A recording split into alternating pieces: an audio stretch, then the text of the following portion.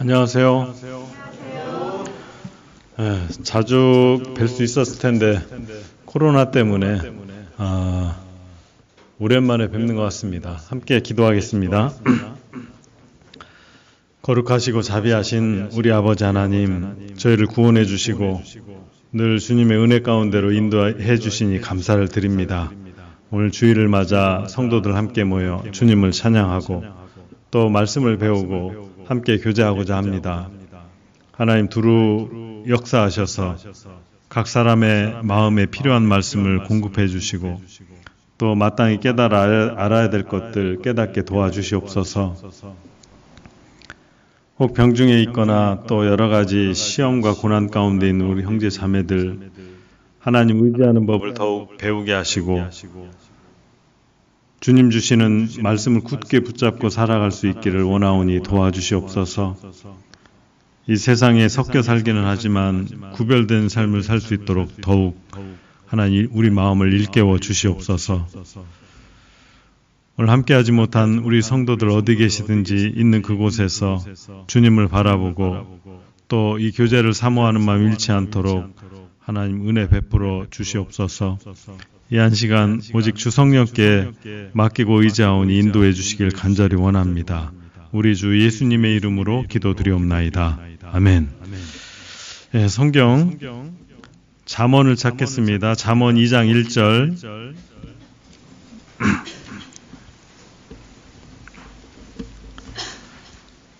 잠언 2장 1절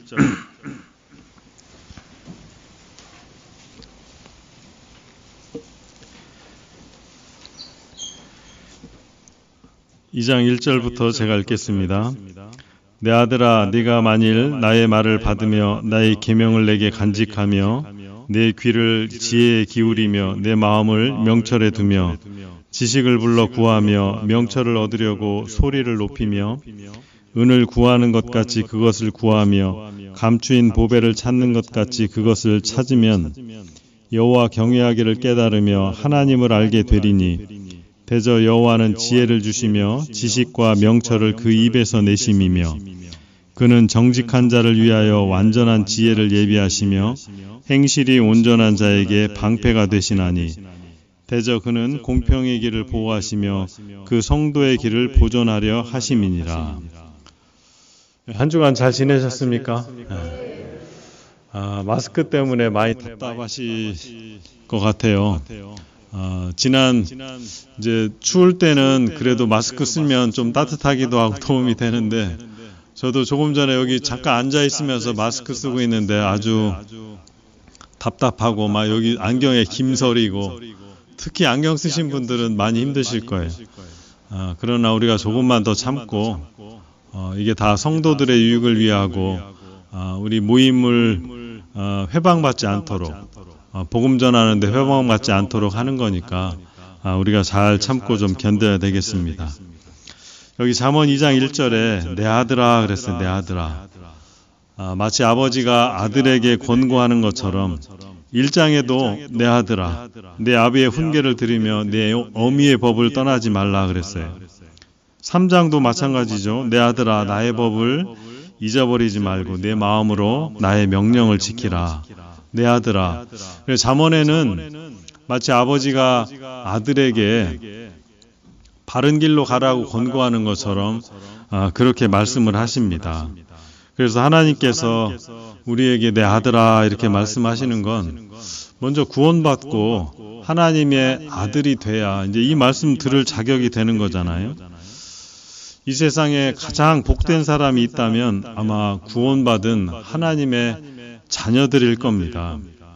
가장 큰 복은 하나님을 만나고 구원을 받고 주님을 섬기고 주님을 더욱 알아가는 그 사람이 가장 복된 사람일 거예요. 다윗도 일한 것이 없이 하나님께 의로 여기심을 받는 사람의 행복에 대하여 그 다윗이 말했다고 그랬잖아요. 그 불법을 사하심을 받고 그 죄를 가리우심을 받는 자는 복이 있고 주께서 그 죄를 인정치 아니하실 사람은 복이 있도다. 이렇게 말씀하셨어요. 어제 저녁에 이제 저희 봉사의 형제님들이 모처럼 밖에서 식당에서 식사도 하고 동네 이제 조그만 카페 하나 거의 뭐 이렇게 빌리다시피 해가지고 이제 거기서 교제를 했는데요. 뭐 커피든 녹차든 차 한 잔 두고 한 2시간 교제를 하는데, 참 이런 것이 복이겠다 이런 생각을 했습니다. 작년에 이제 구원받으신 이 봉사 형제님 한 분 중에, 지난번에 식사를 하는데 이제 그런 얘기 하시더라고요. 아니, 이렇게 남자분들이 모여서 몇 시간을 교제하는데 술 한 잔도 안 놓고 어떻게 교제를 하느냐고. 아마 과거 여기 술을 좋아하셨던 분들은 그 말이 무슨 뜻인지 이해될 거예요.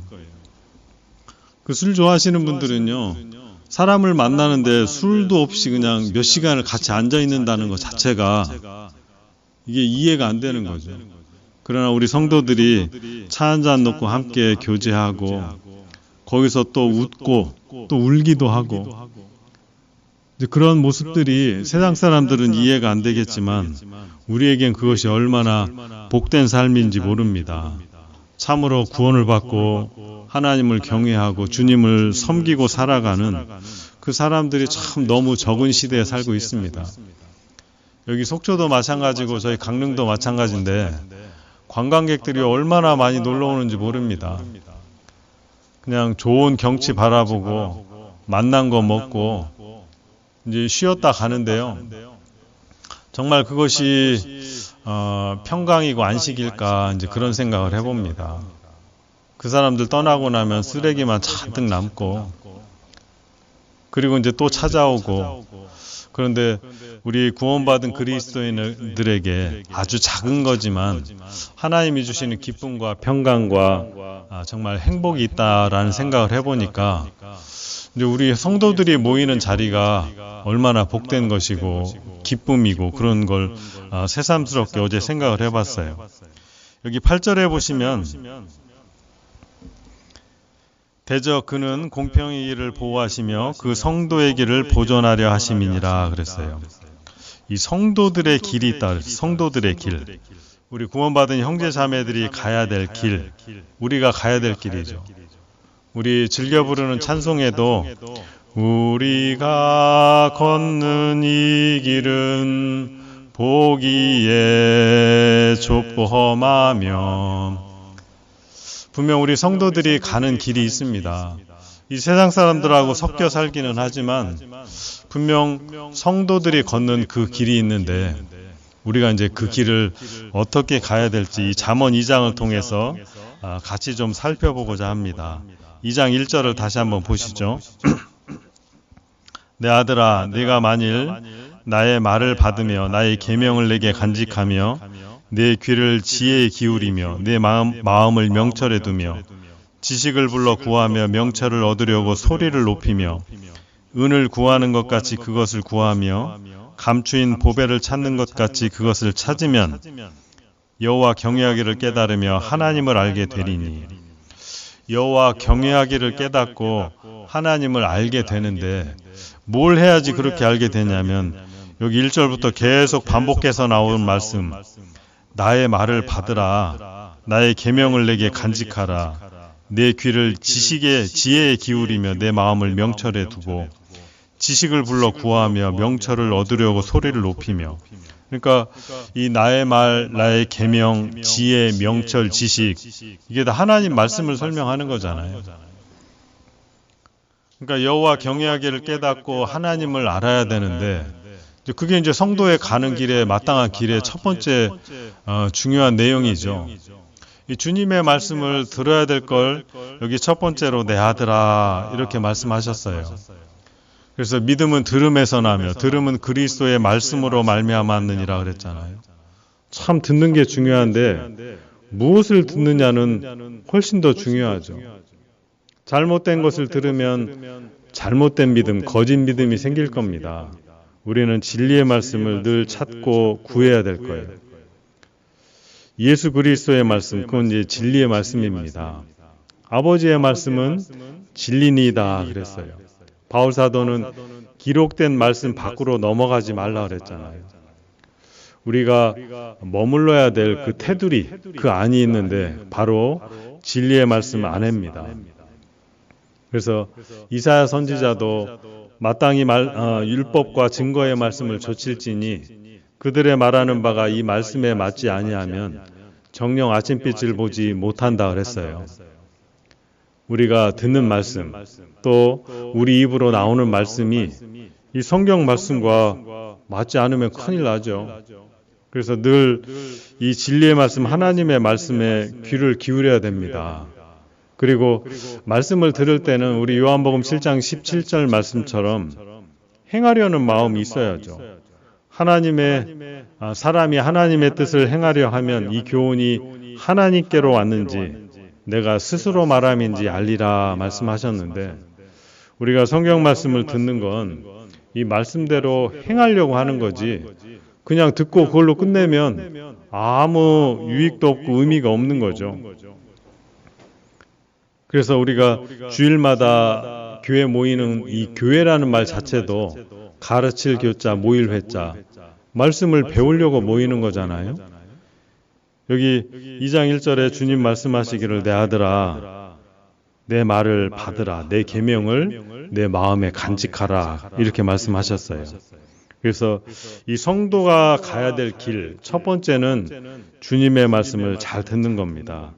근데 이 주님의 말씀을 듣고 내 마음에 간직할 때 전심으로 그렇게 해야 될 걸 말씀하셨는데 2절 봅시다. 2절 내 귀를 지혜에 기울이며 내 마음을 명철에 두며 지식을 불러 구하며 명철을 얻으려고 소리를 높이며 은을 구하는 것 같이 그것을 구하며 감추인 보배를 찾는 것 같이 그것을 찾으면 그랬어요.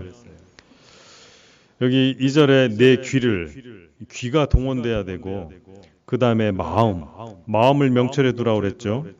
지식을 불러 구하며 소리를 높이며, 이건 이제 우리 입이 동원돼야 될 걸 말씀하셨고, 또 은을 구하는 것 같이 그것을 구한다고 그랬잖아요. 여러분, 은을 구하는 게 이게 쉽겠습니까? 은이 나는 광산을 찾아가야 되고 이 손과 발이 또 총 동원돼야 될 걸 말씀하시는 겁니다.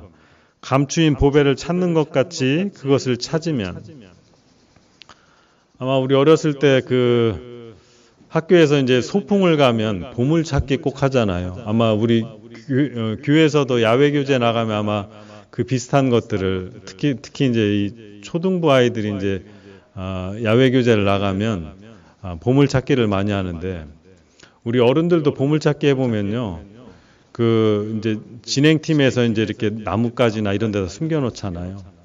자, 지금부터 찾으세요. 딱 풀어놓으면요, 막 나무 다 부러지고 막 이 뭐 밭을 일구듯이 뭐 하여튼 샅샅이 뒤집니다. 우리가 정말 하나님의 말씀을 그렇게 찾았다면 성경에서 얼마나 많은 것을 얻었을까 이런 생각을 해봅니다. 그리고 우리가 성경 강연에 전도 집회하면 하루에 2시간 넘는 말씀을 꼬박 앉아서 말씀을 듣잖아요. 우리가 학생 때 그렇게 공부했으면 서울대학교는 못 갔어도 그 비슷한 학교는 다 가셨을 거예요. 교회에서 우리가 이렇게 음식을 준비하고 청소하고 그런 마음을 가지고 우리가 밖에서 뭐 식당을 하든 무슨 일을 하든 아마 다 성공하실 거라는 생각이 들어요. 우리가 구원받고 우리의 삶이 진실되고 성실하게 바뀌잖아요. 그러니까 구원받고 우리 형제 자매님들이 세상에 나가서 어떤 일을 하든 다 제 몫을 해낸다는 생각을 합니다. 우리가 정말 더 빨리 구원을 받았다면 정말 사람다운 노릇도 제대로 했을 거예요. 성경에 하나님의 말씀을 찾는데 귀를, 눈을, 입을, 또 손과 발을 부지런히 찾고 그리고 내 마음을 다 들여서 찾는다면 이제 어떻게 된다고 그랬냐면 여호와 경외하기를 깨달으며 하나님을 알게 된다 그랬어요. 근데 이제 이 말씀을 듣는데 우리가 마치 이거와 같죠. 우리가 주일날, 수요일날 교회당에 나와서 말씀은 부지런히 듣는데, 그러니까 음식으로 치면 잘 먹는 겁니다. 근데 먹는데 그것을 소화시키지 못하고 다 내보내는 사람이 있어요. 저희 교회 목사님들 중에 이게 몸이 빼빼하게 마르신 분이 있어요. 이제 선천적으로 타고나기를 이제 위장이 좀 안 좋으셔서 이렇게 같이 식사를 해보면 뭘 먹으면 바로 화장실 가시는 분이 있죠. 그러니까 막 우리 전도 집회 때 보면 아우슈비츠 거기에 나오는 그런 목사님들이 계시거든요. 그러니까 왜 그런가 보면 뭐 음식을 드시면 바로 뒤로 다 나와요. 소화가 안 되는 거예요. 우리 말씀이 그렇습니다. 수요일 날, 주일 날 와서 말씀을 많이 듣는데 그것이 내 것이 잘 안 되는 사람이 있어요. 첫 번째 뭐 때문에 그러냐면 묵상을 안 해서 그래요. 들었던 말씀을 다시 끄집어내서 계속 새김질을 하는 거. 이게 이제 묵상이잖아요. 듣기는 많이 들었어요. 음식을 많이 먹긴 먹었는데 그걸 충분히 소화시켜서 살과 피가 돼야 되는데 그냥 먹기만 많이 먹는 거예요. 그러니까 주일 말씀, 수요 말씀 한 번도 빠진 적이 없는데 몇 년이 지났는데도 그대로 있는 사람이 있어요. 그대로. 변화가 없는 사람이 있죠. 왜 그러냐면 와서 먹기는 잘 먹어요. 근데 소화가 안 되고 내 것으로 못 만드는 거죠. 그래서 말씀을 듣는데 중요한 건 묵상입니다. 그러니까 오늘 말씀 듣고 그냥 이걸로 끝내버리면 살과 피가 아무것도 안 되는 거예요. 집에 가셔서 또 한번 들어보고 오늘 들었던 것 중에 중요한 거 메모해놓고 또 한번 생각해보고 다시 자꾸 이렇게 끄집어내서 새김질을 해야지 이제 내 것이 되는데 한 번 듣고 내 것으로 됩니까? 안 되죠. 문 열고 나가면요 기억나는 거 별로 없어요. 오늘 강릉교회 목사님 그냥 다녀가셨구나. 그거 하나밖에 생각이 안 납니다. 그러니까 묵상을 꼭 하셔야 되고 그리고 이제 또 하나 더 중요한 건 묵상을 했으면 그 내용이 내 삶에 적용이 돼야 됩니다. 이 묵상만 했다고 다 되는 게 아니라 그 묵상한 내용이 내 삶에 나타나고 적용이 돼야죠. 이게 오늘 본문 말씀은 책갈피를 해놓으시고 골로새서 1장을 잠깐만 봅시다. 에베소서, 빌립보서, 골로새서 1장 9절.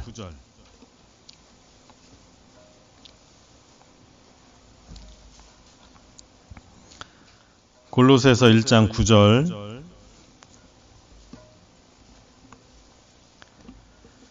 제가 읽겠습니다. 이로써 우리도 듣던 날부터 너희를 위하여 기도하기를 그치지 아니하고 구하노니 너희로 하여금 모든 신령한 지혜와 총명에 하나님의 뜻을 아는 것으로 채우게 하시고, 그러니까 처음에 나오는 내용이 하나님의 뜻을 아는 것으로 채운다고 그랬죠. 그리고 10절 주께 합당히 행하여 범사에 기쁘시게 하고 모든 선한 일에 열매를 맺게 하시며 하나님을 아는 것에 자라게 하시고. 그러니까 먼저는 하나님의 뜻을 알아야죠. 하나님의 뜻을 아는 것으로 채운다 그랬어요. 그리고 나면 이제 주께 합당히 행한다 그랬어요. 그 배운 말씀대로 살아야죠. 내 삶에 적용이 되고 정말 이 말씀이 살아 움직여서 나를 변화시켜야 될 겁니다. 먼저는 주님의 뜻을 하나씩 깨달아 알고 말씀을 듣고 묵상해야죠. 그리고 주께 합당히 행하여 주님의 말씀에 순종을 하는 겁니다. 그리고 나면 열매라는 게 맺히고 하나님을 아는 것에 자라간다 그랬어요. 우리가 구원받을 때 주님을 만나고 이제 주님의 맛을 본 겁니다. 주님의 선하심을 맛본 거죠. 거기서 머물러 있으면 어린아이입니다. 어린아이는 늘 투정 부리고 불평하고 자기밖에 모르고 이제 거기서 자라가야 돼요. 그러려면 끊임없이 주님의 말씀을 배워서 하나님의 뜻을 깨달아야 되고 깨닫고 그냥 머릿속에만 남아있으면 아무 소용이 없죠. 주께 합당히 행해야 됩니다. 그 말씀에 순종해야 돼요. 그러면 이제 절로 과실이 맺힌다 그랬어요. 포도나무에 가지가 붙어 있으면 절로 과실을 많이 맺는다 그랬잖아요. 열매를 맺게 되고 하나님을 아는 것에 자라갑니다. 우리 아이들 커가는 모습을 보면 저도 이번에 이제 코로나 때 아이들이 이제 교회당에 자주 못 나오니까 오랜만에 보면 어휴 애들은요 쑥쑥 커요. 쑥쑥 어떻게 자라는지 모르지만 쑥쑥 크는 걸 봅니다. 마찬가지로 우리 신앙도 주님의 말씀을 듣고 묵상하고 하나씩 내 삶에 적용해서 말씀대로 살다 보면 나도 모르는 사이에 열매들이 맺히고요. 그리고 신앙이 점점 자라갑니다. 자라가요. 그 자라가는 과정에서 어떤 일이 생기냐면 내 삶에 가장 중요한 것이 신앙이구나. 사람이 떡으로만 살 것이 아니요 하나님의 입으로 나오는 모든 말씀으로 살 것이니라 한 말씀처럼 시간이 가면 갈수록 이 영혼의 말씀 그리고 믿음, 신앙생활이 훨씬 더 중요한 것이구나. 이제 그걸 깨닫게 되죠. 그래 바울 사도는 내가 이전에 좋아했던 것, 이 세상 것을 다 배설물로 여긴다고 그랬어요. 그 앞에 골로새서 앞에 빌립보서 3장을 봅시다. 빌립보서 3장 7절. 그러나 무엇이든지 내게 유익하던 것을 내가 그리스도를 위하여 다 해로 여길 뿐더러 또한 모든 것을 해로 여김은 내 주 그리스도 예수를 아는 지식이 가장 고상함을 인함이라. 내가 그를 위하여 모든 것을 잃어버리고 배설물로 여김은 그리스도를 얻고 그 안에서 발견되려 함이니 내가 가진 의의는 율법에서 난 것이 아니요 오직 그리스도를 믿음으로 말미암은 것이니 곧 믿음으로 하나님께로서 난 의라. 이 바울 사도가 그 앞에 보면 열심으로는 교회를 핍박하고 막 이랬던 사람이었는데 구원을 받고 주님 안에 들어와서 보니 가장 고상하고 가장 중요한 것이 내 주 그리스도를 아는 지식이라 그랬어요. 그러니까 예전에 알았던 건 다 배설물로 여기고 중요하지 않다는 걸 이제 깨닫게 되는 거죠. 근데 저도 요즘 이렇게 살며 이렇게 보니까 우리 마음을 빼앗는 것이 우리 주변에 너무 많더라고요. 우리 형제 자매님들 아마 TV 보는 분들은 많지는 않을 텐데 혹 드라마에 또 빠져 있는 분이 계실지 모르겠어요. 옛날에 여기 연세 있으신 분 어렸을 때는요, 한국 영화, 한국 드라마는 별 재미가 없었어요. 그러니까 외국 영화나 뭐 그런 것들을 많이 봤는데 지금은요, 오히려 외국 영화가 재미가 없어요. 한국 드라마가 한류 열풍이 있다 그러는데 선진국이라고 하는 다른 나라에서도 한국에서 만든 드라마나 영화를 참 좋아합니다. 저도 간혹 유익하다 생각된 거 한두 가지를 보면 이 스토리가 얼마나 탄탄한지 몰라요. 저도 깜짝깜짝 놀랄 정도로 정말 그 스토리도 탄탄하고 하여튼 모든 것을 연기도 잘하고 잘 만들더라고요. 그러니까 저도 쏙 빠져들 정도로, 그러니까 우리 마음을 빼앗는 것이 너무 많고 우리 마음을 유혹하는 것도 너무나 많고 살아가는데 필요한 여러 가지 자동차, 우리 자매님들 같으면 살림 도구들, 요즘은 희한한 것들이 참 많아요. 제가 얼마 전에 보니까 우리 자매님들 요리할 때 쓰는 이 주걱 있잖아요, 주걱 항상 이렇게 막 양념 묻으면 그거 묻지 않도록 그릇에 이렇게 담아 놓잖아요. 근데 요즘은 주걱이 딱 받침대가 있어가지고 주걱을 딱 놔도 바닥에 안 묻는 게 있더라고요. 야, 참 머리도 얼마나 좋게 잘 만들었는지 세상도 너무나 편리한 세상이 됐고 우리 주변에 마음 뺏는 것들이 너무나 많습니다. 그러니까 신앙생활하기 좋은 세상이 온 것 같지만 사실은 그렇지 않아요. 우리 초대교회 때는 믿는다는 이유만으로 사자밥이 되기도 하고 모임을 제대로 할 수 없으니까 카타콤이라고 하죠. 시체를 넣어놓는 그 굴속, 거기서 모이기도 하고, 근데 오히려 그때가 신앙생활하기에는 훨씬 좋은 조건이었죠.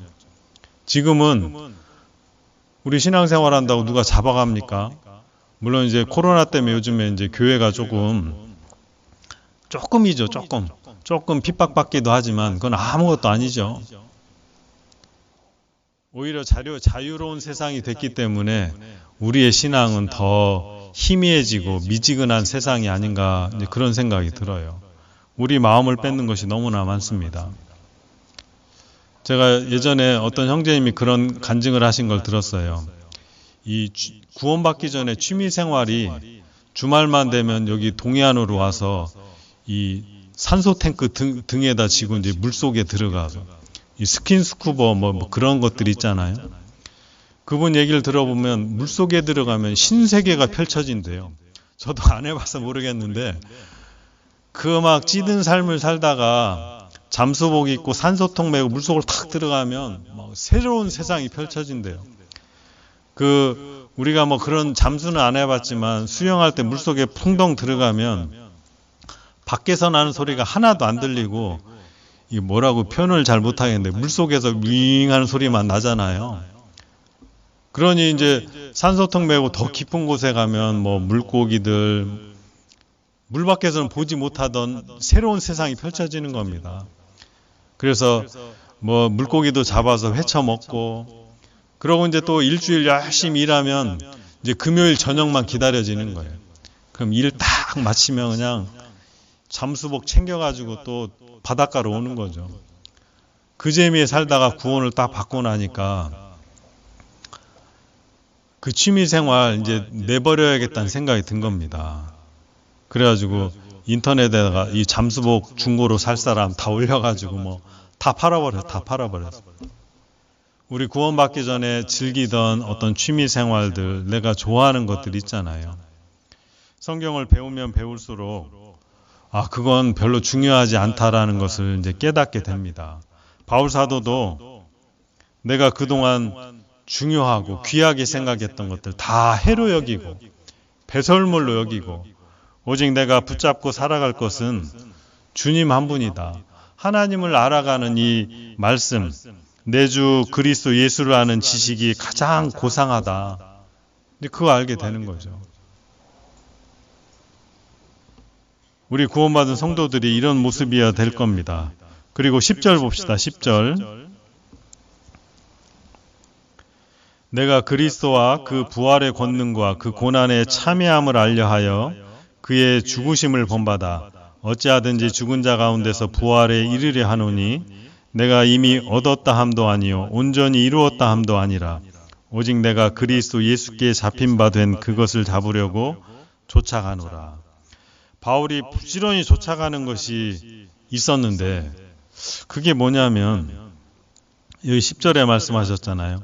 내가 그리스도와 그 부활의 권능과 그 고난의 참여함을 알려하여, 여기 참여함이라는 말에 일자 써있는데 그 나나주에 보면 혹 교제라고 그랬어요. 그리스도와 교제를 하고 부활의 권능과 교제를 하고 고난과 교제를 한다 그랬어요. 이 부활을 하려면 죽어야 부활을 하는 거잖아요. 죽음을 맛봐야 그 다음에 이제 부활이라는 게 있는 겁니다. 그리고 고난과 교제한다. 고난에 참여한다 그랬어요. 우리 구원받은 성도들은 옛날에 내가 좋아하던 거 다 배설물 여기고 뒤로 하고 오직 주님만 붙잡고 살아갑니다. 뿐만 아니라 고난과 교제하고 고난에 참여한다 그랬어요. 구원받은 이후에 살아가는 가운데 주님을 알고, 주님을 안다는 건 이제 고난을 알아가는 겁니다. 기꺼이 고난을 받는 거죠. 그래서 우리 구원받은 성도들, 또 복음을 위해서 하는 일꾼들에게는 하나님이 고난이라는 걸 주십니다. 구원받고 고난이 없는 사람이 과연 있을까? 없을 거예요. 우리 흔히 세상에 이 눈물 젖은 빵을 먹어보지 못한 사람은 인생에 대해서 이야기하지 말라, 이런 얘기가 있잖아요. 내가 그 고생을 해보니까 그 어려운 사람 형편을 이해할 수 있는 거죠. 성경에서 그걸 체휼이라는 말을 합니다. 체휼. 예수님은 그 본체가 하나님이신데 우리와 똑같이 육체를 입고 이 세상에 왜 오셨느냐? 우리를 똑같이 배고프면 밥 먹어야 되고 졸리면 자야 되고 피곤하면 또 쉬어야 되고 우리와 똑같은 육신을 입고 이 땅에 오신 이유는 체휼하시려고. 이 체휼이라는 건 똑같은 경험을 해서 그 아픔을 알고 그 어려움을 공감할 수 있는 능력을 이제 체휼이라고 해요. 우리 여기 형제님들 그 자매님들이 애 낳는 그 고통, 우리 전도 집회 때 보면 뭐 0점부터 10점 해가지고 뭐 9점인가 아프겠다. 그냥 머리로만 아는 겁니다. 머리로만. 우리 형제님들은 애를 안 낳아봐서 애 낳는 고통이 어떤지를 잘 몰라요. 그냥 말로만 힘들었지, 고생했다, 이제 이렇게 얘기하는 거지, 실제로 자기가 낳아봐요. 그렇게 얘기 안 할 겁니다. 그래서 우리 강릉교회는 우리 형제 자매님들, 특히 이제 자매님들 중에 암 환자들이 좀 많이 계십니다. 근데 이제 제가 그런 교제하는 모습을 봤어요. 이 똑같은 암 환자, 암에 걸리신 분에게 전도를 하는데 막 열심히 있는 자매님이 가서 막 잘해주고 이렇게 할 때는 건성건성으로 듣더니 똑같이 암에 걸린 자매님이 가서 얘기하면 그렇게 반가워하고 공감을 하는 거, 공감을. 그분이 뭐 대단한 거 해주는 것이 아닌데도 이제 같은 병이 있으니까 이게 마음이 열리나 봐요. 그냥 건강한 사람이 가서 얘기할 때는 별로 이렇게 모르겠어요. 제가 옆에서 보기에는 너는 안 아파 보니까 몰라, 막 이렇게 생각을 하시는 건지, 같은 병이 있는 분이 옆에 다가서니까요 그렇게 좋아라 하고 마음을 다 열고 막 이야기를 하시더라고요. 마찬가지입니다. 우리가 고생을 해보지 않으면 그 고생하고 있는 분의 심정을 이해하는 것이 어려워요. 하나님 우리에게 고난이라는 걸 일부러 주십니다. 왜? 내가 그걸 겪어봐야 그분들을 도와줄 수 있거든요. 그분들을 이해할 수 있어요. 간혹 우리가 형제님, 하나님이 다 도와주시는데 뭘 이렇게 걱정해요? 이런 말을 함부로 하는 경우가 있는데, 사실은 내가 그 속에 들어가 보지 않으면 모르는 경우가 참 많습니다. 제가 예전에 구원받으신 분이 어떤 갑작스레 어떤 큰 병을 얻어가지고 이제 병원에서도 이제 치료가 안 된다고, 죽을 때가 이제 얼마 안 남은 것 같다고 이렇게 이제 선고를 받고 보니 그 자매님이 그런 말씀을 하시더라고요. 자기도 건강할 때는 구원받은 사람이 죽음을 왜 두려워해요? 어차피 죽으면 바로 천국에 가는데. 그렇게 큰 소리를 치며 이제 신앙생활을 해왔는데 막상 자기가 죽음을 건너간다고 생각하니 그렇게 쉬운 문제는 아니더라. 이제 그런 간증을 들은 적이 있어요. 우리가 정말 구원을 받은 게 틀림없고 내가 오늘이라도 죽으면 천국에 가는 게 틀림없는데, 만약에 어떤 중병을 내가 얻어서 의사가 3개월밖에 안 남았습니다, 그랬을 때 같은 마음일까? 그렇진 않을 것 같아요. 근본적인 두려움은 없겠지만, 글쎄요, 내가 아직 그 입장이 돼보지 않아서 함부로 말하는 건 아닐까, 이제 그런 생각을 해보죠. 그래서 하나님께서 어떤 가난이라는 고통을 주기도 하고 병으로 어려움을 겪기도 하고 또 주변 사람들이 나를 왕따시키고 배신하고 그런 어려움들을 겪게 하시는데, 우리 솔로몬도 그랬잖아요. 전도서에 보면 헛되고 헛되며 헛되고 헛되니 모든 것이 헛되도다. 하나님은 우리에게 헛된 삶이라는 걸 겪게 만드는데 왜 그러냐면, 그래야 정말 중요한 게 무엇인지를 깨닫게 되고 헛된 삶을 사는 사람들에게 권면할 수 있는 거거든요. 그래서 여기 바울 사도가 고난에 참여한다. 하나님 우리에게 고난이라는 걸 주십니다. 그래야 내가 이제 주변에 있는 사람을 도울 수 있고 그 사람의 심정, 그 사람의 마음을 이제 이해할 수 있게 되는 거죠. 그래서 간절한 마음으로 눈, 코, 귀, 입, 손과 발, 내 온 마음으로 주님을 찾아가면 이제 여호와 경외하기를 배우고 하나님을 알아간다 그랬어요. 잠언 2장으로도 한번 책갈피해 놓은 곳에서 다시 가봅시다. 잠언 2장 1절.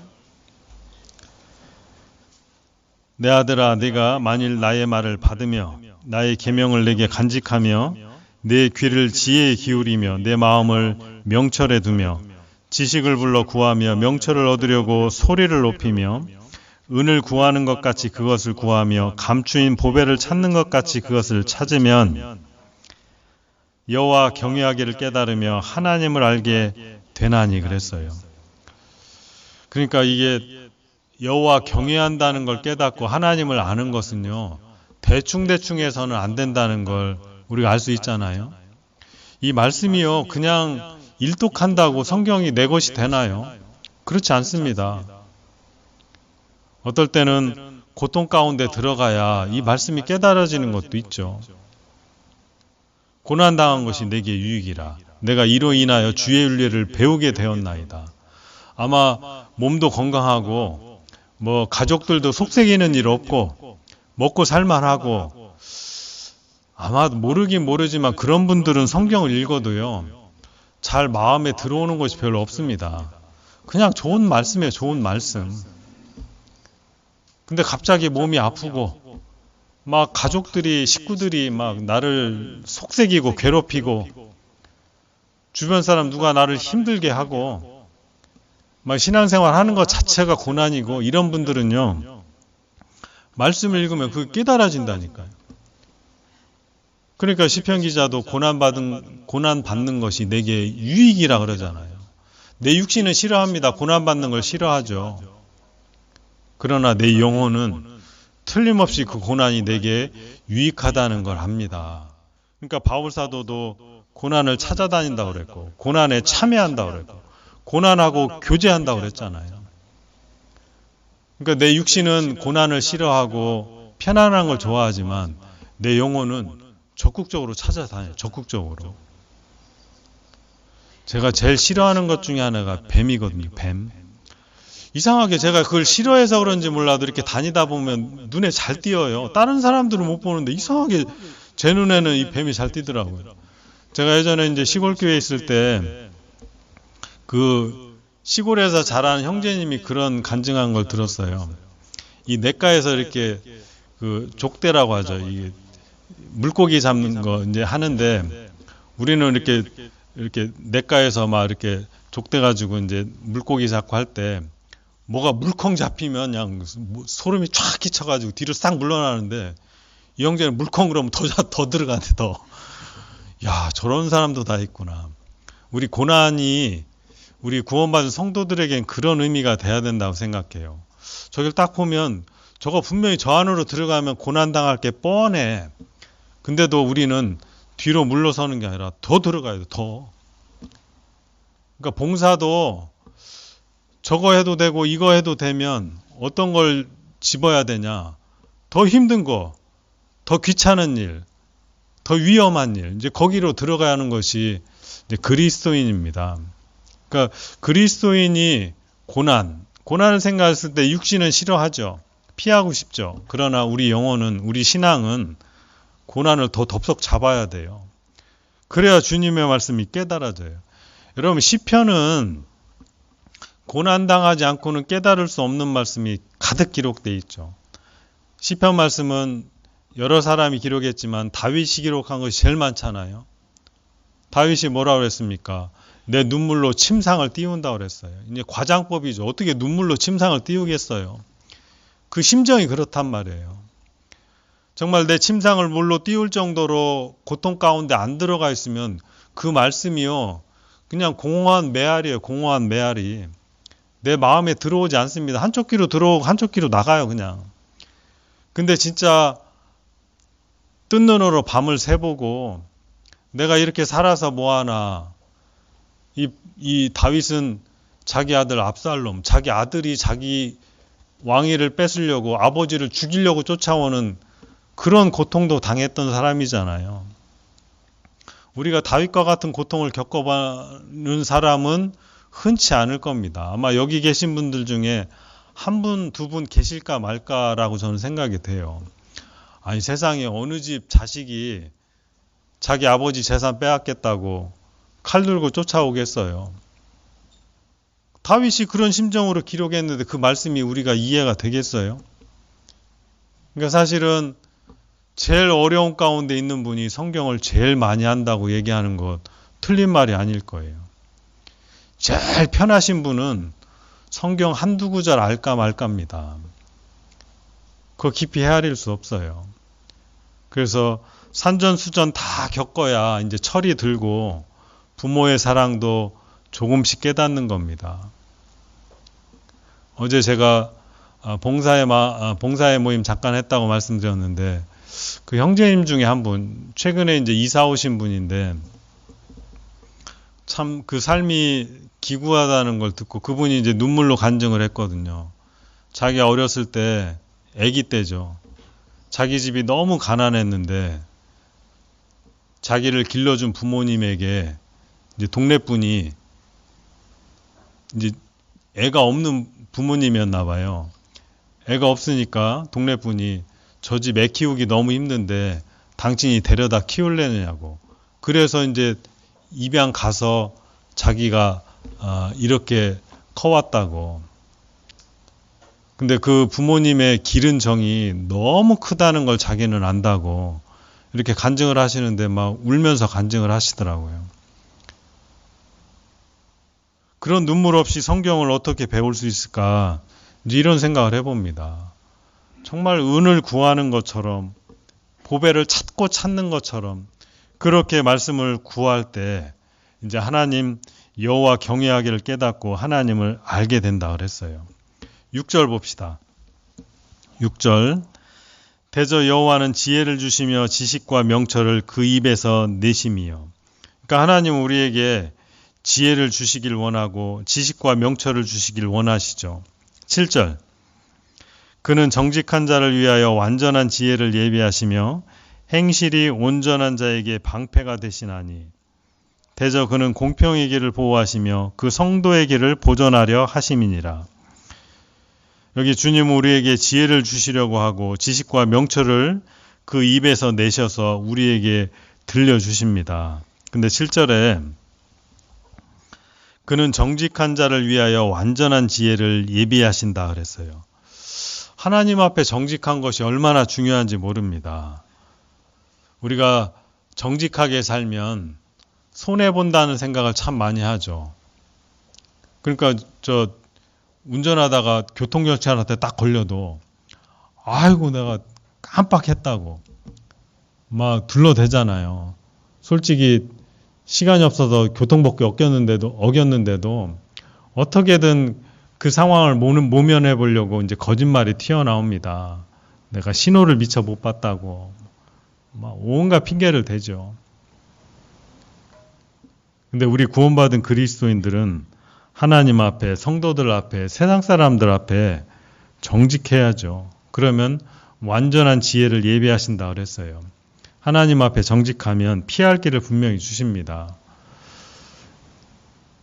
제가 예전에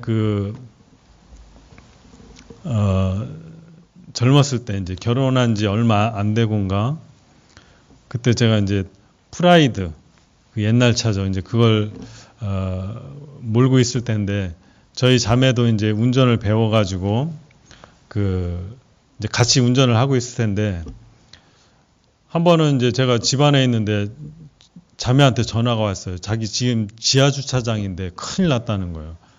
왜 그러냐고 막 쫓아 내려가 봤더니 옆에 있는 차를 이제 주차하다가 이제 긁은 거예요. 근데 하필이면 그게 택시.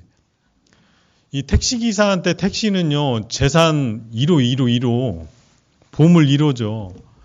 그 일반 차를 긁어도 이게 머리가 아픈데, 택시를 긁어놨으니, 근데 이제 아무도 본 사람이 없는 거예요. 그래서 막 그 순간에 머리에 막 별 생각이 다 드는 거예요. 빨리 올라갈까? 차 저쪽에다 대놓고 모른 척 할까? 막 고민하고 갈등하는 가운데, 도저히 안 되겠더라고요. 자매 보고 빨리 올라가서 메모지하고 볼펜 가져오라고. 그래서 메모지에다 죄송합니다. 이제 제가 차를 긁어서 연락 주시면 제가 다 보상하겠습니다. 하고 이제 전화번호를 적어놓고 그 운전석 유리창 거기다 틈에다 이제 끼워놓고 이제 집으로 올라왔어요. 그러니까 고민이 얼마나 됩니까? 막 세상에는 어떤 사람은 살짝 긁었는데 뭐 이거 뭐 뭐 몇십만 원 뭐 내라는 둥 뭐 그러니까 뭐 못된 사람 만날까 봐 막 걱정이 막 산더미 같이 쌓이는 거죠. 근데 연락이 계속 안 오는 거예요. 그래서 이제 밖에 또 볼 일이 있어서 이제 나가야 되겠다 싶어서 이제 지하 주차장으로 딱 내려갔는데 그 택시 기사가 나와서 이제 택시를 닦고 있는 거예요. 이거 어떡하지? 큰일 났다. 근데 뭐 이미 메모지는 써놨고 어떻게 해요? 그래서 이제 가서 공손하게 인사를 드리고 죄송합니다. 이거 제가 이렇게 했다고 그러니까 그 택시 기사가 막 닦으면서 아무 일 아닌 것처럼 괜찮아요. 가세요. 그러더라고요. 근데 이제 그 차가 조금 오래된 택시였거든요. 그러니까 오래되다 보니까 여기저기 좀 긁힌 데도 있고 그 정도 긁힌 건 괜찮다고 이제 가라는 거예요. 그래서 내가 막 속으로 그때는 이제 제가 경제적으로도 이렇게 넉넉지 못할 때였거든요. 속으로 얼마나 좋았는지 밖에 볼일 보러 가야 되는데 다시 집으로 뛰쳐 올라왔어요. 그래가지고 소파에 딱 앉는데 그때 하필 우리 교회 달력, 말씀 달력이 딱 걸려 있는데 그때 어떤 말씀이 있었냐면 잠언 16장 7절 말씀입니다. 사람의 행위가 여호와를 기쁘시게 하면 그의 원수라도 그로 더불어 화목하게 하시느니라.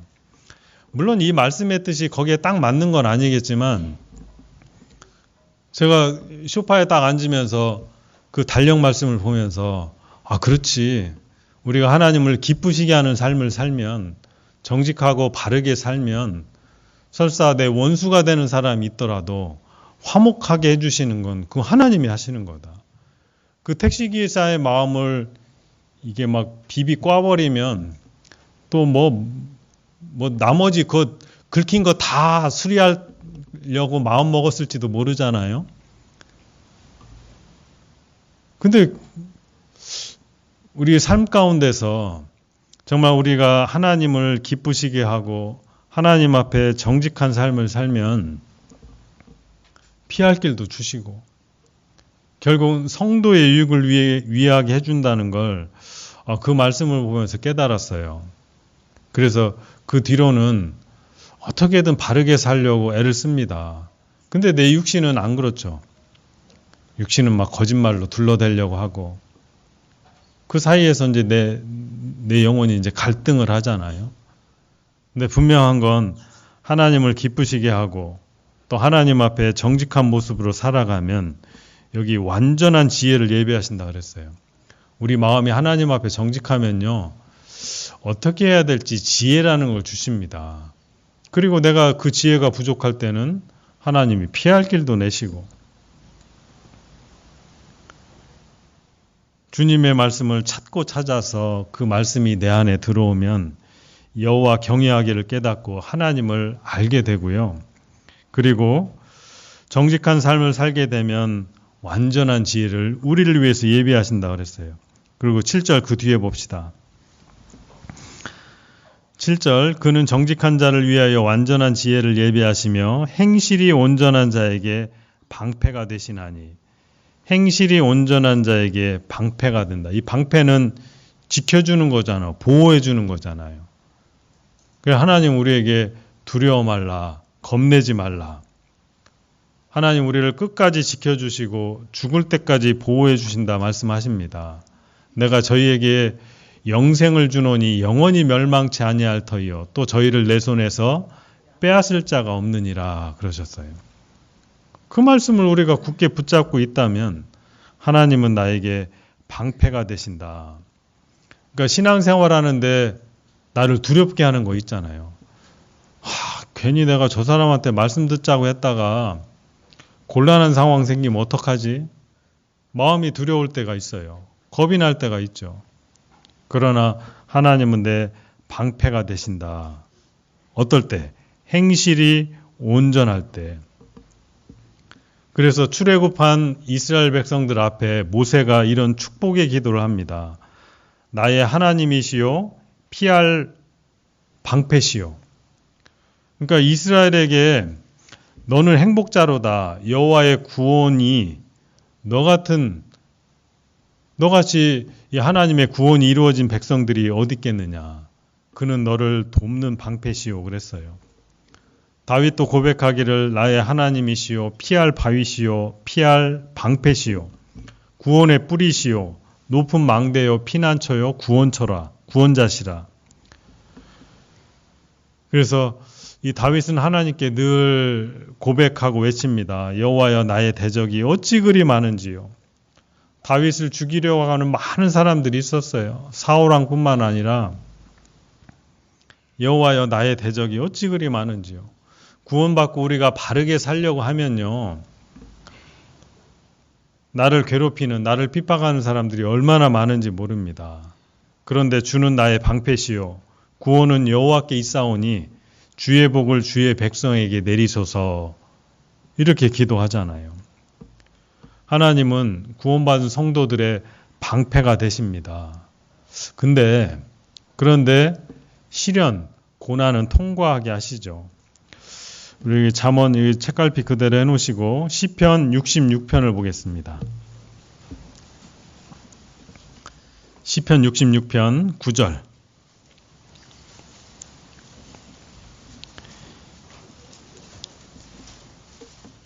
시편 66편 9절. 그는 우리 영혼을 살려두시고 우리의 실족함을 허락지 아니하시는 주시로다. 하나님이여 주께서 우리를 시험하시되 우리를 단련하시기를 은을 단련함같이 하셨으며 우리를 끌어 그물에 들게 하시며 어려운 짐을 우리 허리에 두셨으며 사람들로 우리 머리 위로 타고 가게 하셨나이다. 우리가 불과 물을 통행하였더니 주께서 우리를 끌어내사 풍부한 곳에 들이셨나이다. 여기 9절에 그는 우리 영혼을 살려두시고 먼저는 우리 영혼을 구원해 주시잖아요. 그리고 우리의 실족함을 허락지 아니하시는 주시로다 그랬어요.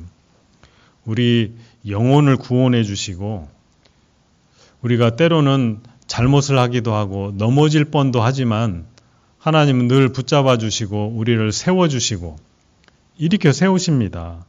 그러니까 우리에게 실족함을 허락지 않는다고 했죠. 하나님 우리 방패가 되는 거예요. 그런데 10절에 보시면 하나님이여 주께서 우리를 시험하시되 우리를 시험하신다고 그랬죠. 우리를 단련하시기를 은을 단련함같이 하셨으며 그러니까 하나님이 시험하시는 시험은 단련하는 시험입니다. 마치 뜨거운 풀무 속에 집어넣어서 은을 단련하는 것처럼 우리를 끌어 그물에 들게 하시며 때로는 그물에 걸리게도 하시죠. 매번 함정을 피하게 하시는 건 아닙니다. 함정에 걸리게도 하세요. 어려운 짐을 우리 허리에 두셨으며 힘들게도 하시죠. 사람들로 우리 머리 위로 타고 가게 하셨나이다. 사람들이 괴롭히게 하는 걸 그거 허락하시는 겁니다. 우리가 불과 물을 통행하였더니 불과 물을 통과하게 하십니다. 하나님 우리를 지켜주시기는 하지만 단련하고 시련하시고 불과 물을 통과하게 하시죠. 그래서 우리 잘 아시는 시편 23편에도 내가 사망의 음침한 골짜기로 다닐지라도 해를 두려워 아니할 것은 주께서 나와 함께 하심이라 그랬어요. 하나님이 우리를 지켜주시는 방패이긴 하지만 사망의 음침한 골짜기를 지나가게 하십니다. 베드로전서 4장을 잠깐 봅시다. 신약성경 저 끝부분이죠. 히브리서, 야고보서, 베드로전서 4장 12절.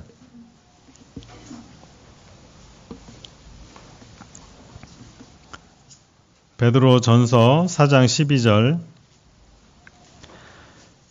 사랑하는 자들아 너희를 시련하려고 오는 불시험을 이상한 일 당하는 것 같이 이상히 여기지 말고 오직 너희가 그리스도의 고난에 참여하는 것으로 즐거워하라. 이는 그의 영광을 나타나실 때에 너희로 즐거워하고 기뻐하게 하려 함이라. 여기 보시면 사랑하는 자들아 우리 성도들에게 말씀하십니다. 너희를 시련하려고 오는 불시험. 시험은 시험인데 불시험이라고 그랬죠. 우리 어렸을 때 왜 예방주사 맞을 때 불주사라고 맞아보죠. 불주사. 막 그 주사 바늘을 막 불에 달궈가지고 찌르니 이 줄 서서 기다릴 때 얼마나 무서워요. 막 바늘을 불에 달구잖아요. 시험은 시험인데 불시험이라고 그랬어요. 그러니까 우리 육신은 정말 싫어합니다. 저게 들어가기 싫은 거예요. 그런데 하나님께서 우리를 시련하려고 오는 불시험이 있다. 그 불시험을 이상한 일 당하는 것 같이 이상히 여기지 말라 그랬어요. 오직 너희가 그리스도의 고난에 참여하는 것으로 즐거워하라. 여기 참여한다. 아까도 참여한다 그랬잖아요. 고난 속으로 들어가는 겁니다. 그 고난에 들어가는 것을 즐거워하라 그랬어요. 왜냐하면 이는 그의 영광을 나타나실 때 너희로 즐거워하고 기뻐하게 하려 함이라. 그 고난을 통과하고 나면 영광이 있다는 걸 우리에게 말씀하시는 거죠. 14절 보겠습니다. 너희가 그리스도의 이름으로 욕을 받으면 복 있는 자로다. 영광의 영 곧 하나님의 영이 너희 위에 계심이라. 너희 중에 누구든지 살인이나 도적질이나 악행이나 남의 일을 간섭하는 자로 고난을 받지 말려니와 만일 그리스도인으로 고난을 받은즉 부끄러워 말고 도리어 그 이름으로 하나님께 영광을 돌리라 그랬어요. 그러니까 우리 구원받은 그리스도인들이 살인이나 도적질이나 악행이나 남의 일을 간섭하는 그런 것 때문에 고난 받는다면 그건 고난 받는 게 너무나 당연한 거죠. 그건 징계죠, 징계. 근데 우리가 받는 고난은 그런 게 아니고 만일 그리스도인으로 고난을 받은즉, 그러니까 그리스도인이 받는 고난이 있죠.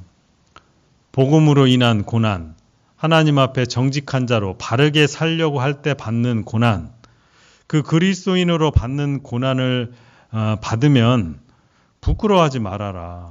도리어 그 이름으로 하나님께 영광을 돌리라 그랬어요. 예전에 어떤 청년 자매님이 구원을 받고 나니까 고난이 있다는데 이거 고난이 없는 거예요, 자기는. 그래서 내가 구원을 못 받은 거 아닌가? 구원받으면 고난이 있다는데. 그래서 하루는 이제 그 청년의 교제를 갔다가 밤늦게 이제 집에 와서 그 이불을 이제 폭 뒤집어 쓰고 성경을 보는데 밖에서 엄마가 그러는 거예요. 야, 이 지지배야, 빨리 불 끄고 자! 그런, 나한테도 이제 고난이 오는구나. 우리 구원받은 그리스도인에게 내가 그리스도인이기 때문에 받는 고난이라는 게 있잖아요. 내가 혹 잘못하고 도적질이나 악행이나 남의 일 간섭하는 걸로 받는 고난, 그런 거 말고 그리스도인이기 때문에 받는 고난, 그게 오면요, 도리어 기뻐하라, 즐거워하라 그랬어요. 그리고 그것을 통해서 하나님께 영광을 돌리라 그랬잖아요. 17절 봅시다. 하나님의 집에서 심판을 시작할 때가 되었나니 만일 우리에게 먼저 하면 하나님의 복음을 순종치 아니하는 자들의 그 마지막이 어떠하며 또 의인이 겨우 구원을 얻으면 경건치 아니한 자와 죄인이 어디 서리요. 그러므로 하나님의 뜻대로 고난을 받는 자들은 또한 선을 행하는 가운데 그 영혼을 미쁘신 조물주께 부탁할지어다 그랬어요. 하나님의 집에서 심판할 때가 되었나니, 이 하나님의 집, 교회죠.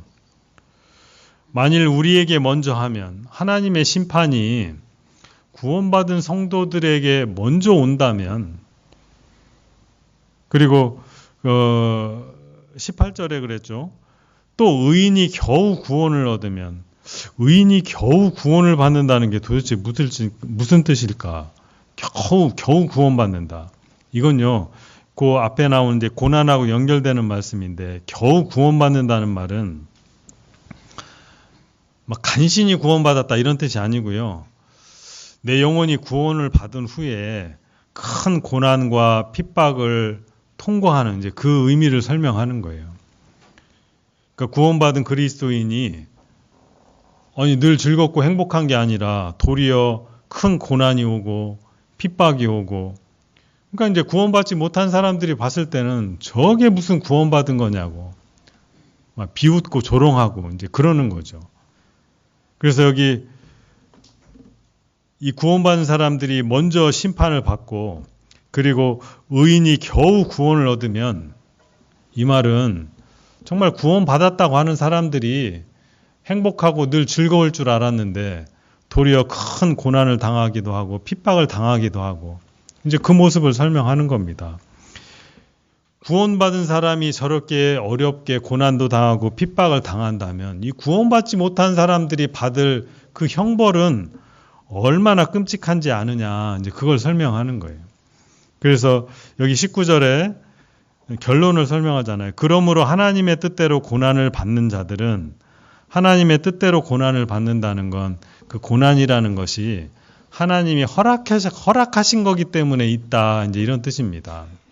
그러니까 구원받은 사람들이 받는 고난은 다 하나님의 뜻 안에서 하나님의 계획이 있기 때문에 그런 거예요.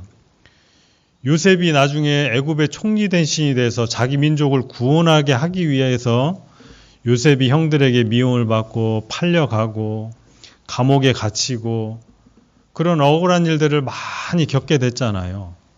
그 하나님의 계획 속에 있는 거고 하나님이 허락하셨기 때문에 그 고난을 당하는 거고 결국은 애굽의 총리 대신이 돼서 자기 민족을 구원하는 일을 하게 하려고, 그걸 이제 하나님의 초월 통치라고 우리는 이야기하죠. 구원받는 그리스도인이 받는 고난은 하나님이 계획 속에 있는 거고 하나님이 허락하심 안에서만 이루어지는 겁니다.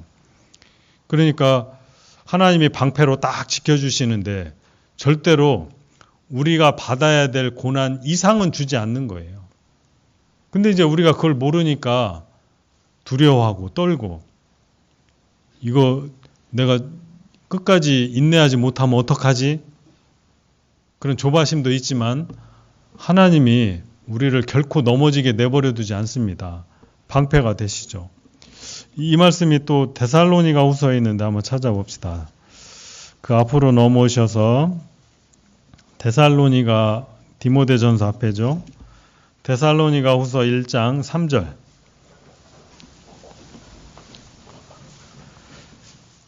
데살로니가 후서 1장 3절.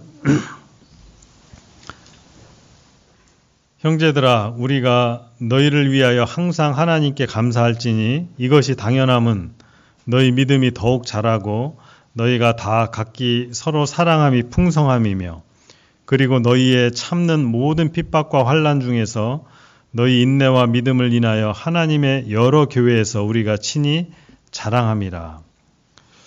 여기 바울 사도가 데살로니가 교회 성도들에게 편지하기를 너희 믿음이 더욱 자라감에 감사한다.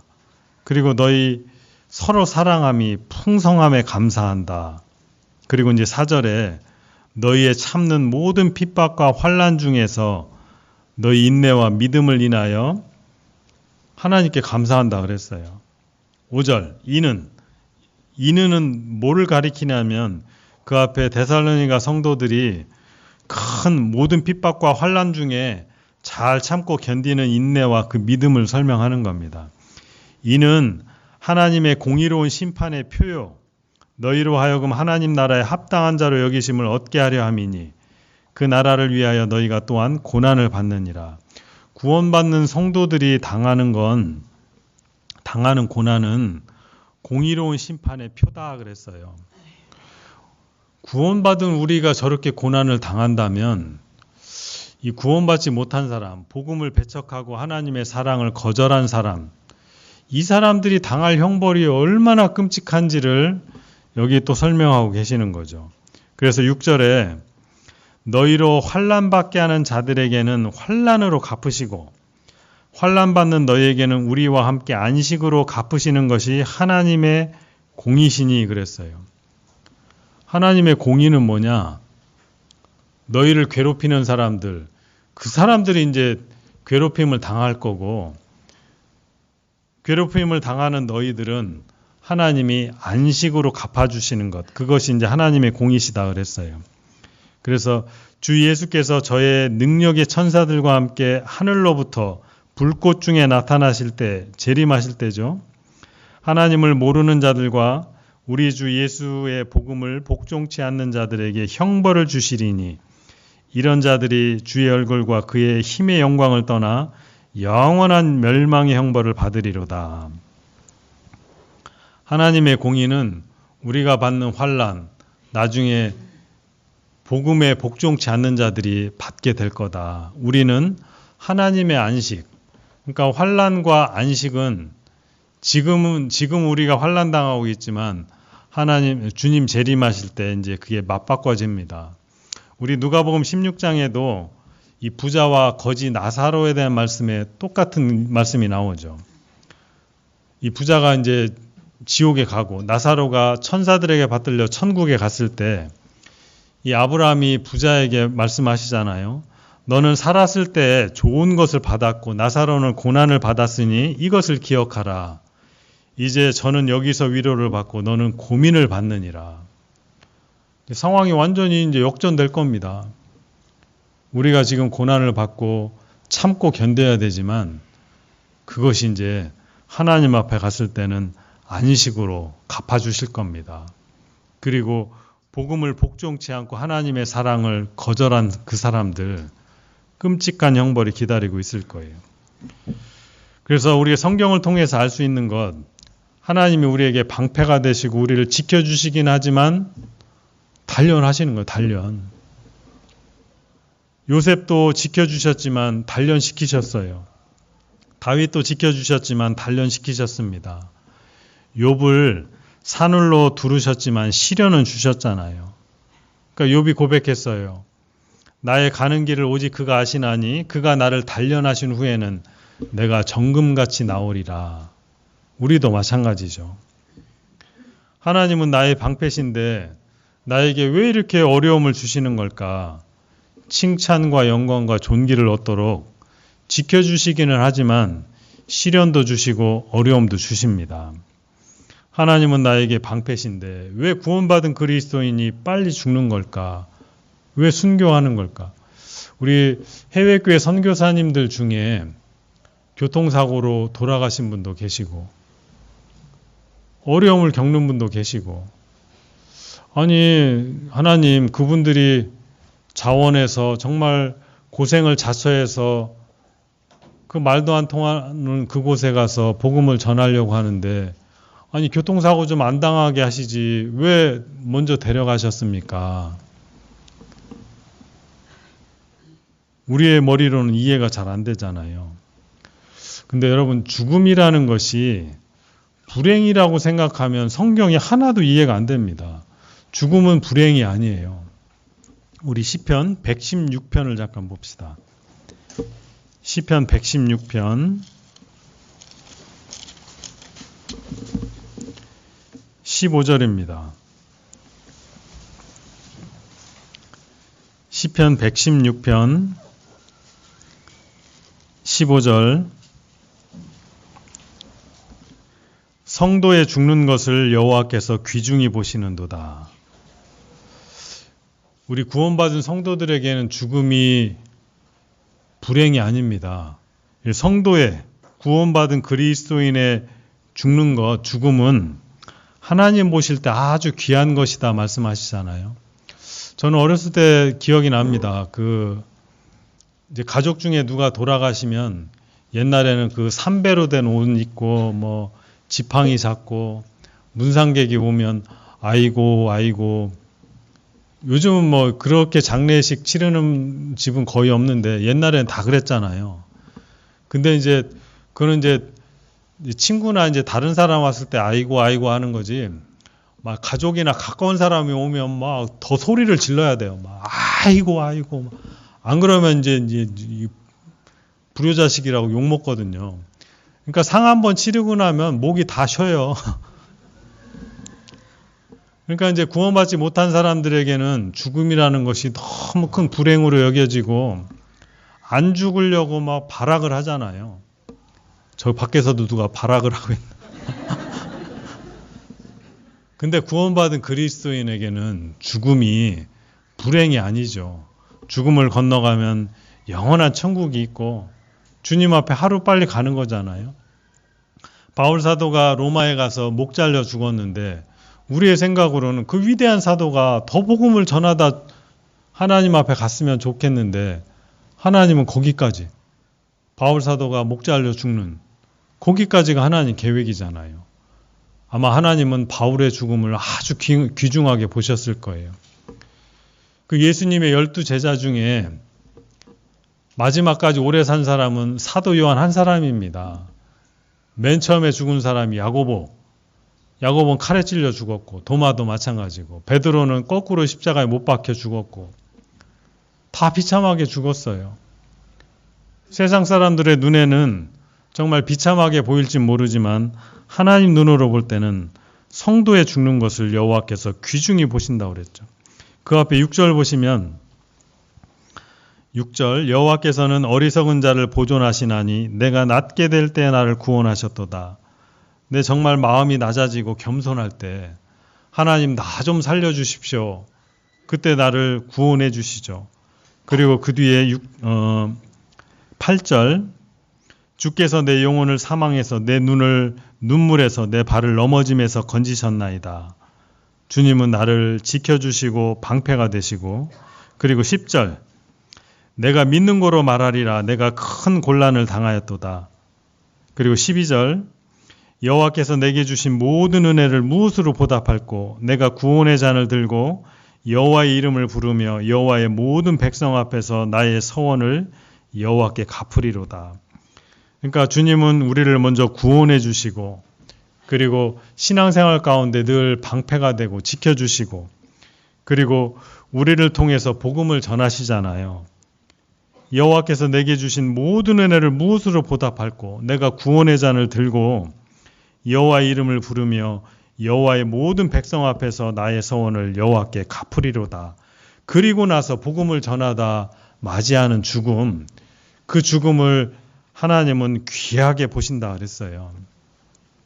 근데 우리가 구원을 받고 신앙생활도 엉망으로 하고 복음하고 관련 없는 삶을 살다가 주님 앞에 서면 하나님 앞에 얼마나 부끄러운 구원이 되겠습니까? 불 가운데 얻은 구원, 부끄러운 구원이 될 거예요. 그러나 정말 구원을 받고 눈물 속에서 신앙생활 하다가 복음의 말씀을 들고 높이 들고 복음의 깃발을 높이 들고 살다가 맞이하는 그 죽음 정말 하나님은 귀하게 보신다 그랬어요. 그래서 하나님은 우리에게 방패가 되시지만 우리가 가난에 허덕일 때도 있고 병중에 고통 가운데 살 때도 있고 많은 사람들의 핍박 가운데 신앙생활할 때도 있습니다. 근데 그것이 하나님의 뜻이요 계획이에요. 요한계시록 2장 잠깐 봅시다. 요한계시록 2장 서머나 교회 성도들이 어떤 모습으로 살았는지 요한계시록 2장 8절 요한계시록 2장 8절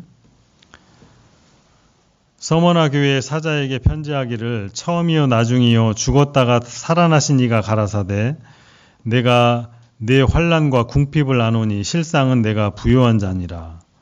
자, 서머나 교회에 여기 주님이 말씀하시죠.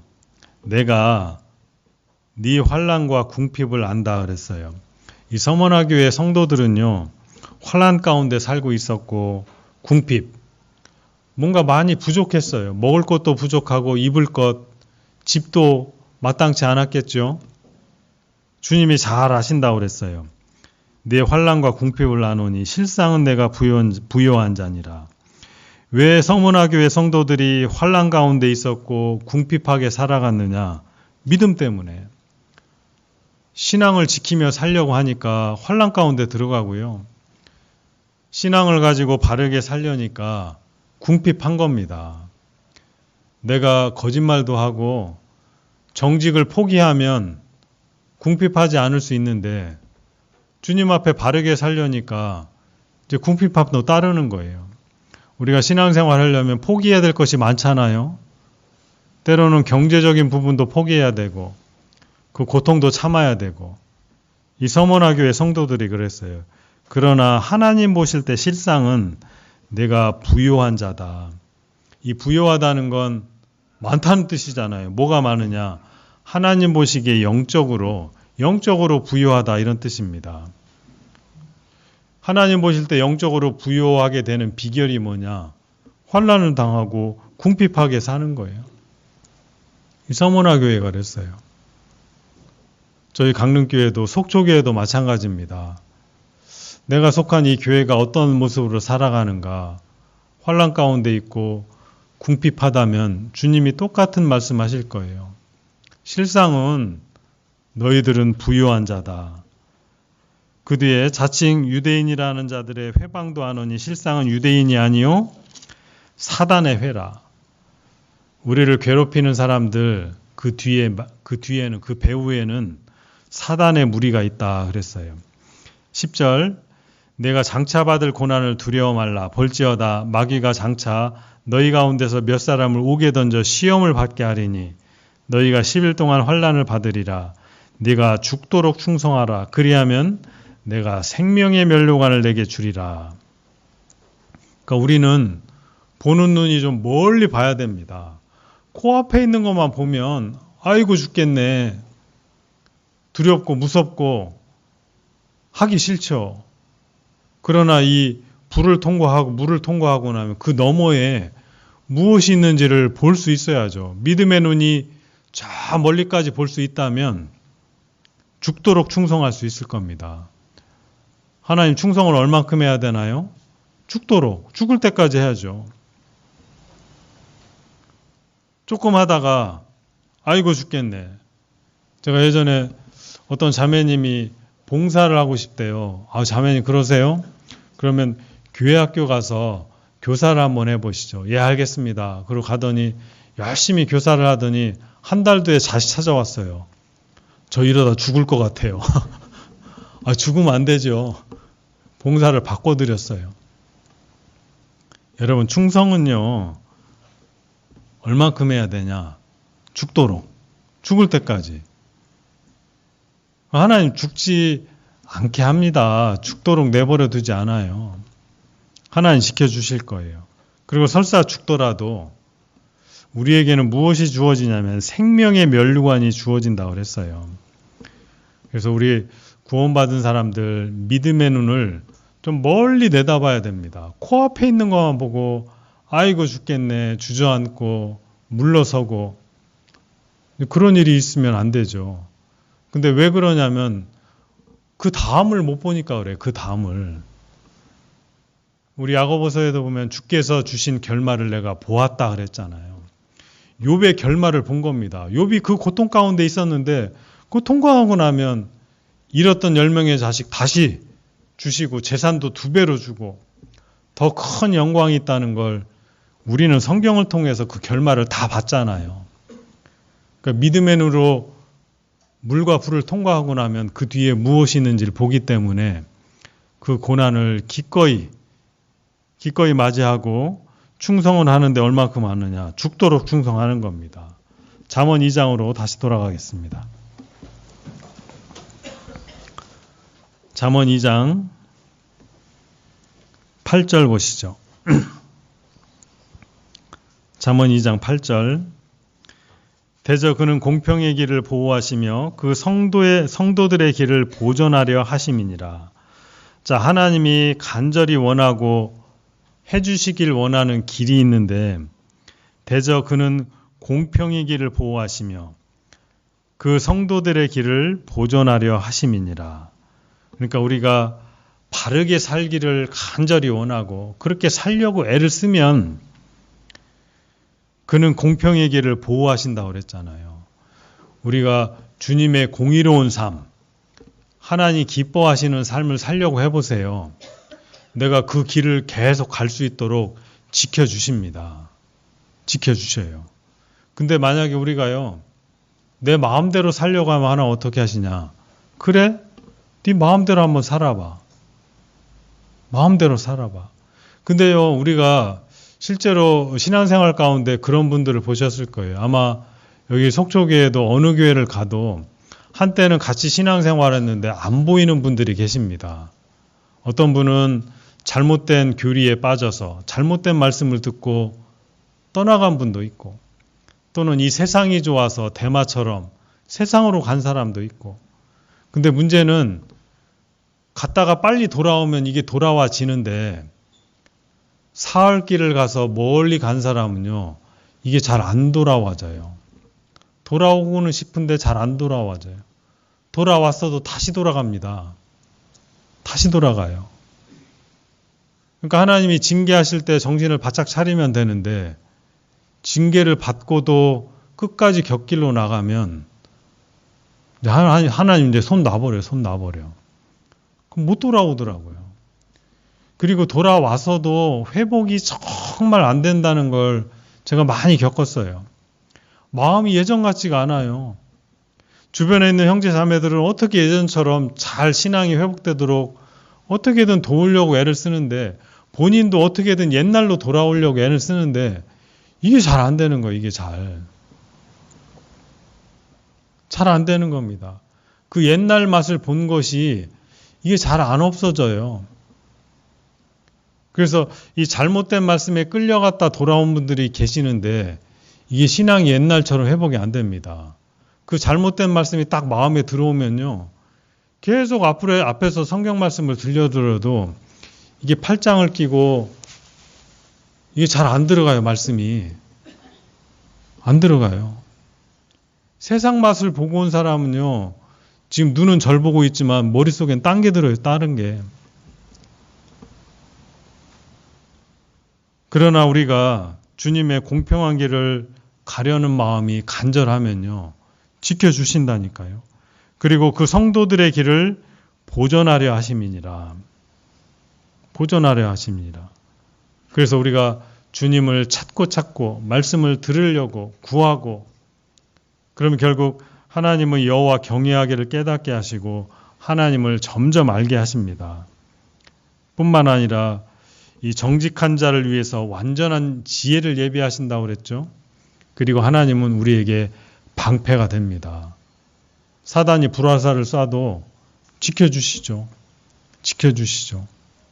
근데 성경에 방패 앞에 뭐라고 하냐? 믿음의 방패라. 믿음의 방패. 그러니까 믿음이 큰 사람은 하나님의 큰 방패가 여기 있는 겁니다.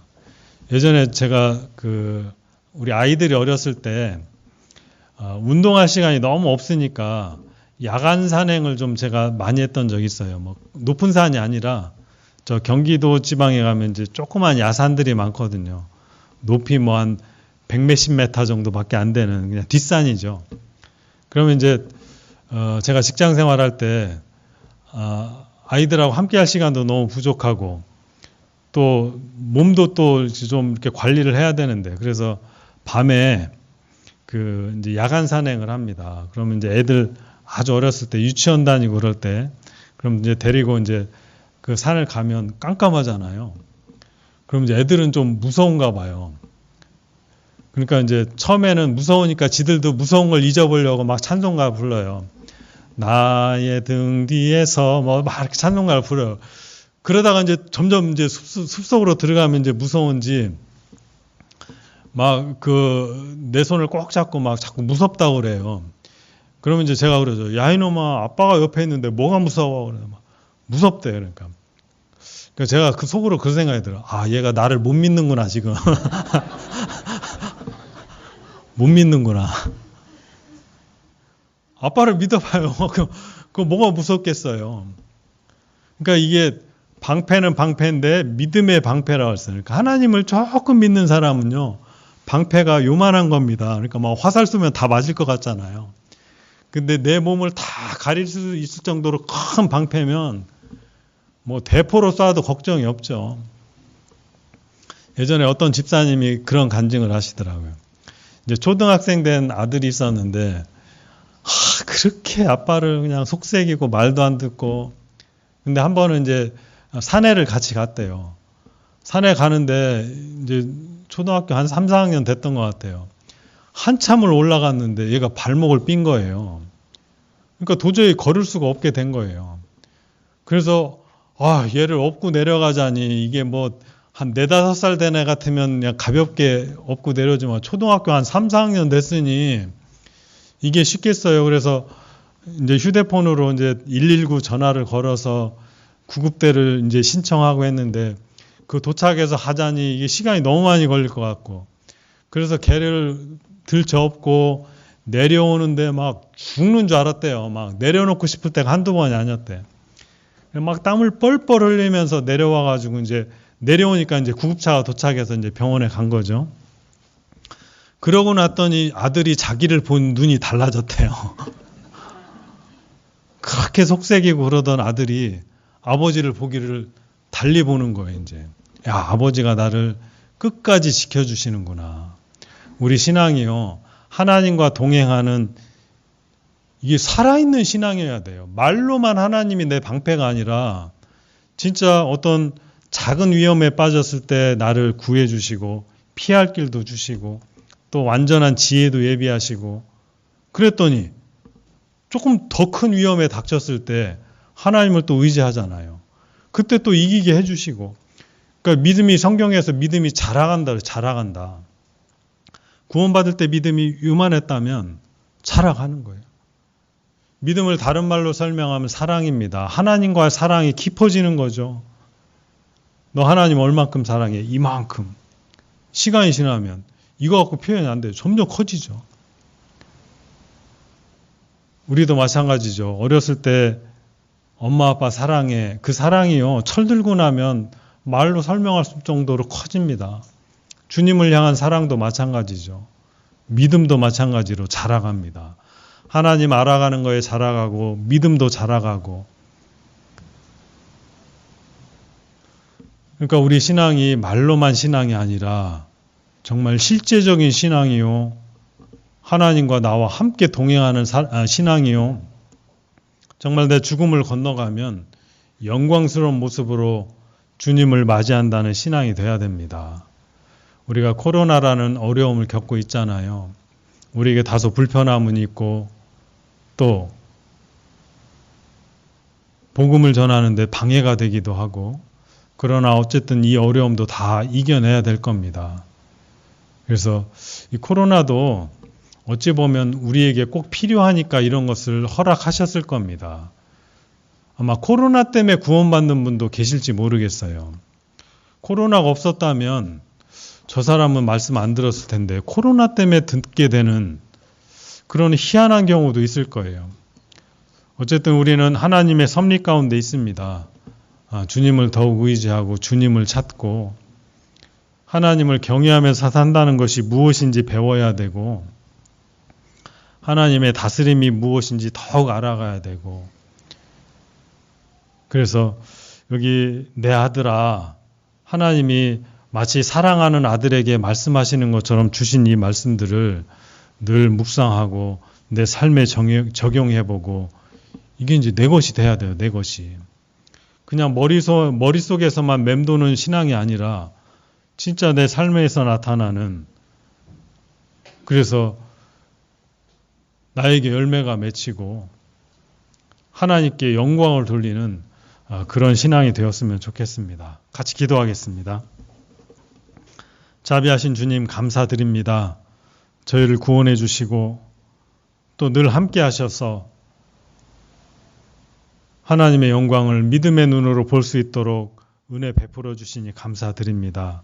어떠한 형편에 있든지 주님의 복음의 깃발을 높이 들고 주님을 따라가길 원합니다. 성도들이 마땅히 걸어야 될 그 길을 보여주시고 인도해 주시길 간절히 원합니다. 복음의 길, 주님이 예비하신 길, 그 길을 따라가다가 주님을 만나 영원한 생명을 가지고 하나님을 찬양하며 사는 그날을 늘 마음에 그리며 살 수 있도록 인도해 주시옵소서.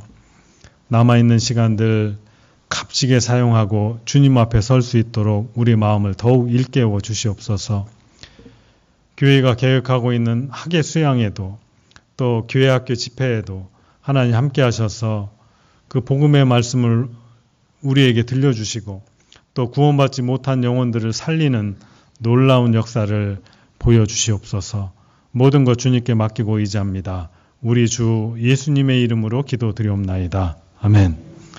예.